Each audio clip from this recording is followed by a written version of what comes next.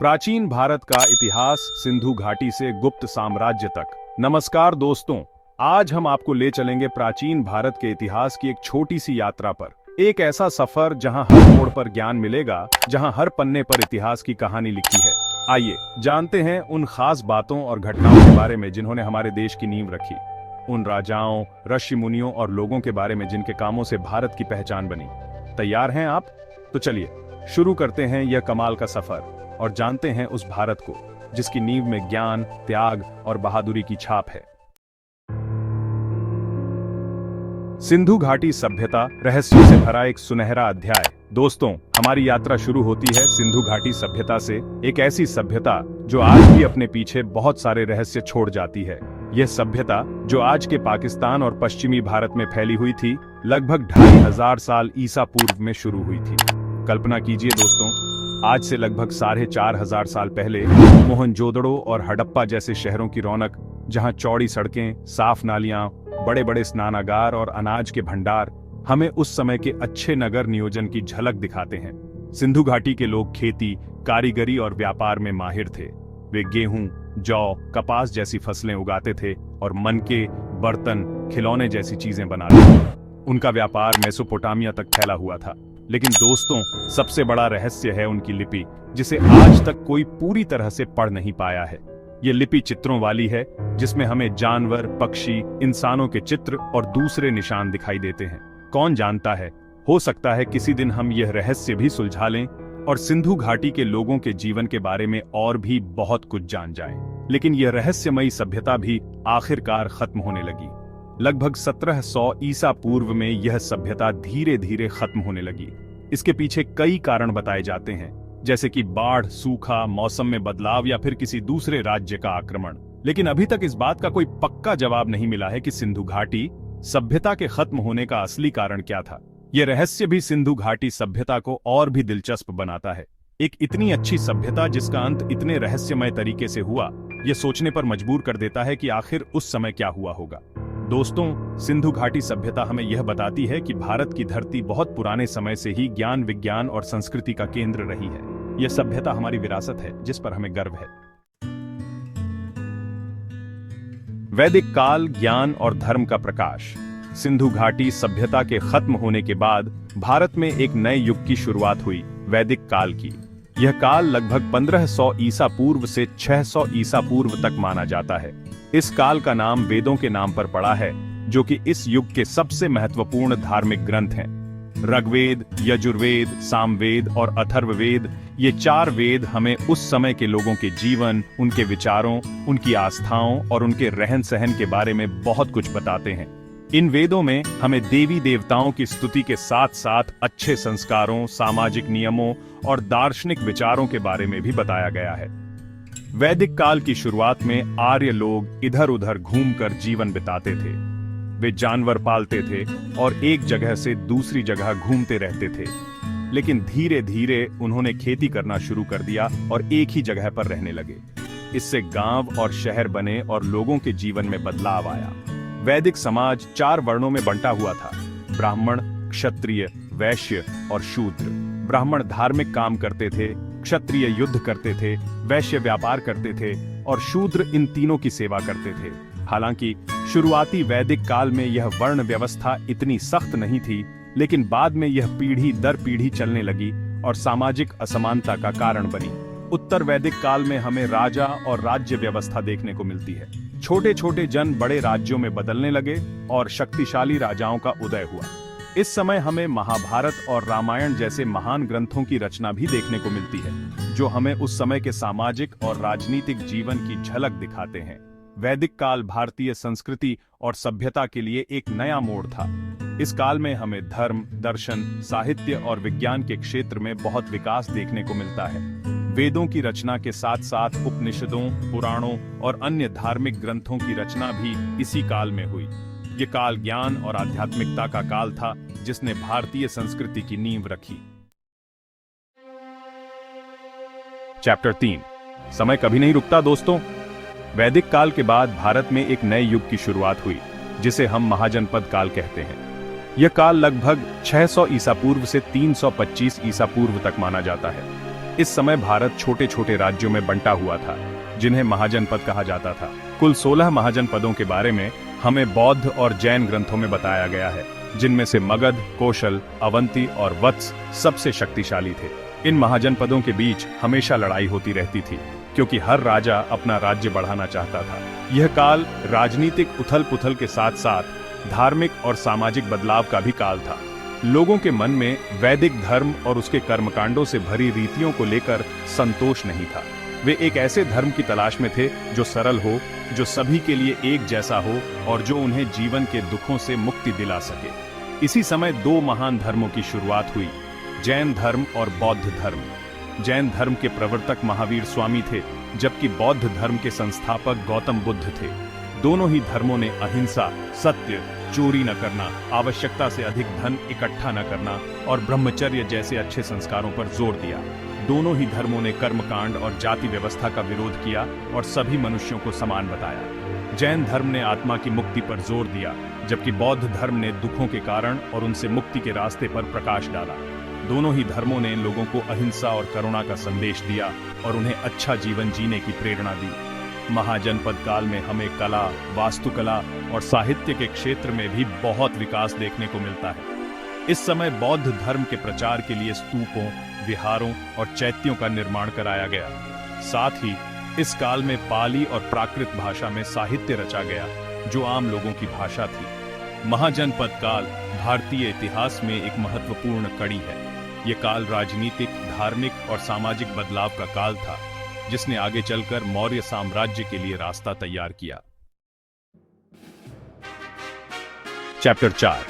दोस्तों, कल्पना करो एक ऐसे राजा की जिसने छोटी सी उम्र में ही अपनी योग्यता और बहादुरी से एक बहुत बड़े साम्राज्य की स्थापना की। एक ऐसे सम्राट की जिसके शासनकाल में भारत में शांति, समृद्धि और वैभव था।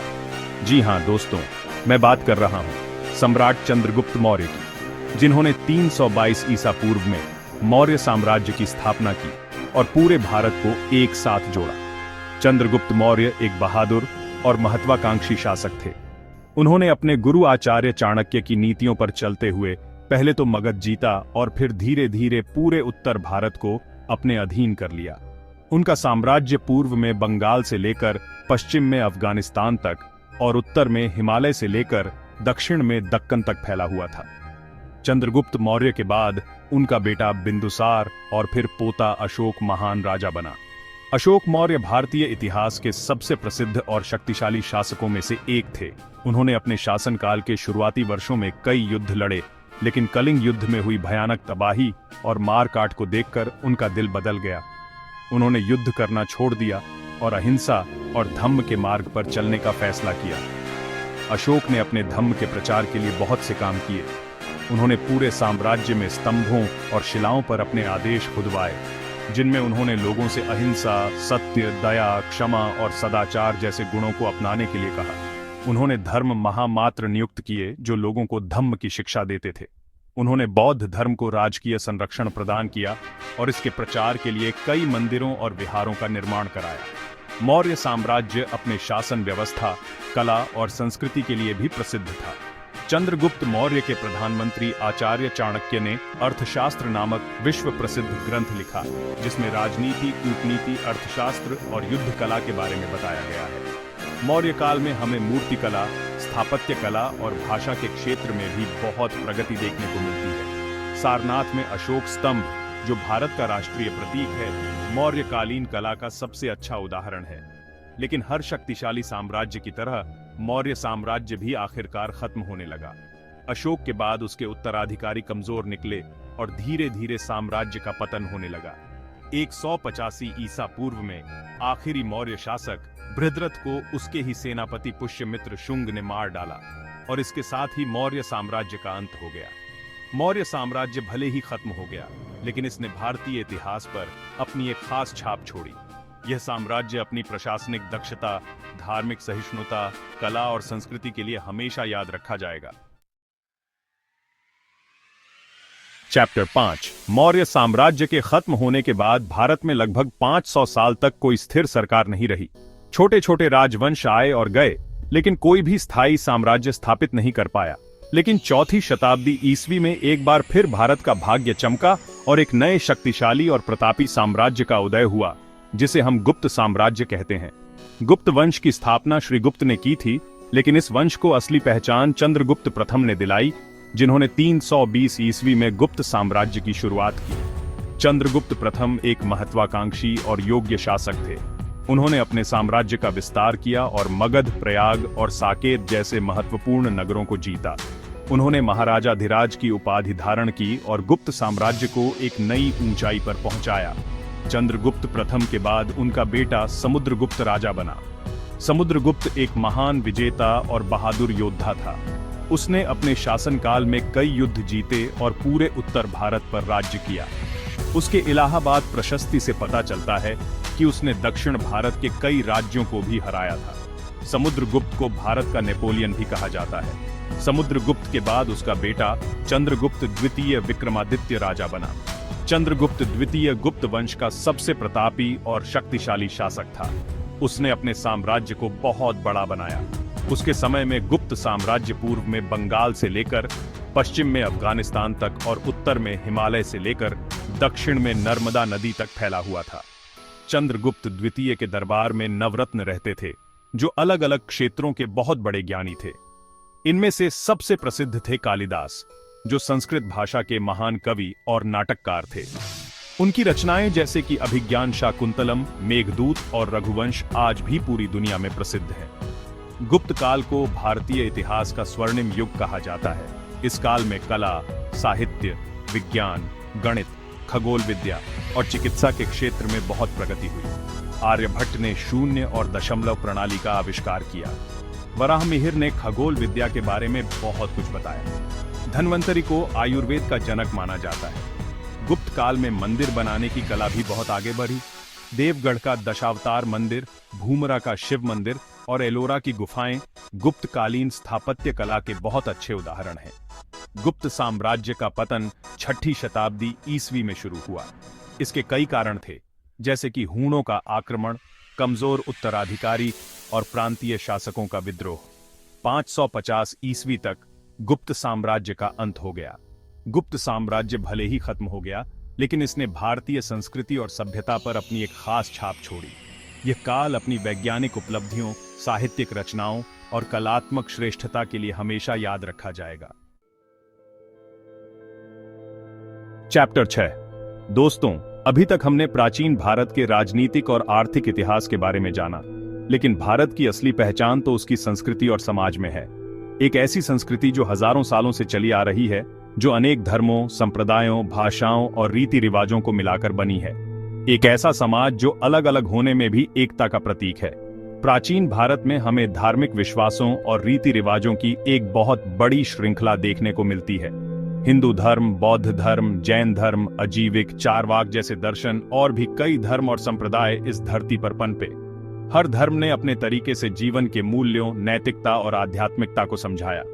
हिंदू धर्म, जो भारत का सबसे पुराना धर्म है, वेदों, उपनिषदों, पुराणों और अन्य धार्मिक ग्रंथों पर आधारित है।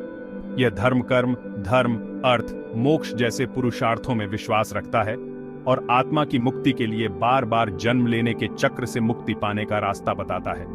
बौद्ध धर्म, जिसकी स्थापना गौतम बुद्ध ने की थी, दुखों से छुटकारा पाने का रास्ता बताता है।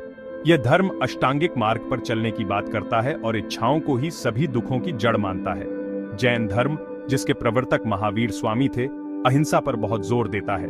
यह धर्म सभी जीवों में आत्मा को मानता है और किसी भी जीव को कष्ट देने का विरोध करता है।